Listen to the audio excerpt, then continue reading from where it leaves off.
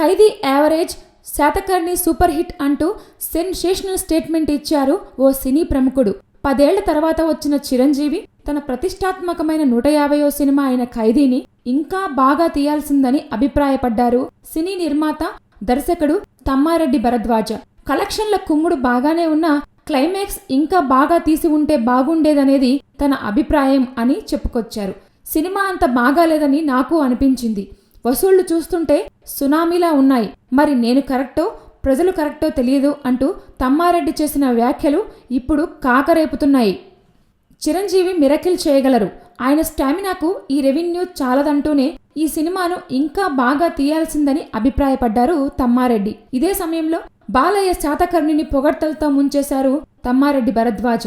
తెలుగు సినిమాను ఒక లెవెల్కు తీసుకెళ్లిన సినిమా శాతకర్ణి అని కితాబిచ్చారు. బాలకృష్ణ సినిమాలో ఎక్కువ రెవెన్యూ చేసిన సినిమా ఇదే అవుతుందని జోస్యం చెప్పారు. బాలయ్య పెర్ఫార్మెన్స్ గాని, సాయి మాధవ్ గారి డైలాగులు కానీ, క్రిష్ గారి డైరెక్షన్ కానీ, కెమెరా పనితనం కానీ ఇవన్నీ చూసుకుంటే తెలుగు సినిమాను ఒక లెవెల్కు తీసుకెళ్లిన సినిమా శాతకర్ణి అని తమ్మారెడ్డి చెప్పుకొచ్చారు. మొత్తానికి తమ్మారెడ్డి భరద్వాజ రాజుగారి మొదటి భార్య మంచిదంటూ కొత్త సూత్రంలో ఖైదీ కంటే శాతకర్ణే బెటర్ అని తేల్చేశారు. Please subscribe. Hi, it's me Purna. Please subscribe.